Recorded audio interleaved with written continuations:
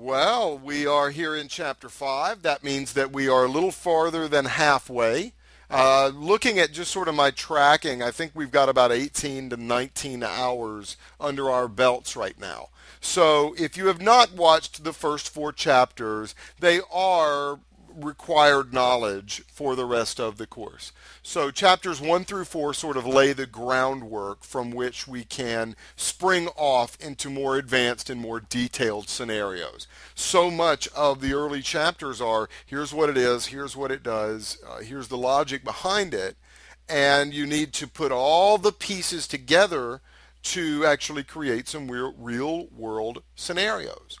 So chapter 5 is still kind of in the, you still have this one final piece before you can really get too deep because we've got to learn about variables and expressions. But we are able to now get into some more real world scenarios for SSIS because we've done so much of the hard work of learning the transformations, learning the various sources and destinations, and we should have a good handle on the different tasks available in SSIS. So let's get started. Chapter 5, not a very big chapter, certainly nothing like the scope of chapter 4, its predecessor. This chapter is all about making your SSIS packages dynamic. We're going to learn about 3 important concepts. Take a look here on the next page. The first part of the chapter, going to go by very quickly. We're going to talk about variables, what they are, how you can create your own, how you can use the built-in system variables, and we're going to peek in at using Visual Basic and C# because they will give us a handy way to view the values of our variables. Okay, so we're just going to real basic stuff for the .NET crew. We've got a whole chapter, chapter 7, that's nothing but working with .NET. So we'll definitely come back and play with that there. Then we're going to get into expressions. So we'll talk about what the expression syntax looks like. We'll talk about the expression language / sublanguage here. Not difficult. Intimidating if you've never seen it or don't have somebody walking you through it. But it's one of those things that you can procrastinate on for a year. And then when you finally get in and look at it, you're going, this is what I was scared of? This is what I waited to learn? This is easy.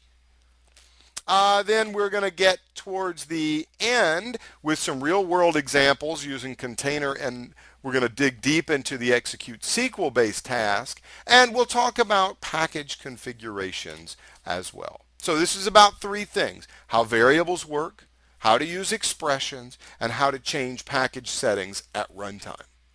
Now there's a lot we can do at runtime. Like for example, if we define it correctly, our SSIS package can read the connections we want to use prior to executing the package. So it can load up what we call a package configuration file, or a package configuration, more appropriate term. And that can say, you can say, I am on production. So if I'm on the Jupyter server, that means we're on production, and that means that I want to use this server as the SQL Server source. But if I'm running this package from the Saturn server, then I want to run all of my connections against the Saturn server. So you can do a whole lot with these package configurations, and we'll see that at the end. I would consider this a required chapter. Cannot know DTS. You cannot know SSIS without knowing variables and expression language. You can do fine without worrying about package configurations. There's good SSIS developers out there who know nothing about them, and that's totally fine. Variables and expressions, though, you can't go far. So some of the items we'll cover later on: scripting and .NET in Chapter 7, more about iterations and looping again in Chapter 6, and we'll deal with SSAS in Chapter 6. So we're going to get started. We'll take our system variables first, and then we'll just cruise through the rest of the chapter. And this is pretty much going to be an all demo chapter.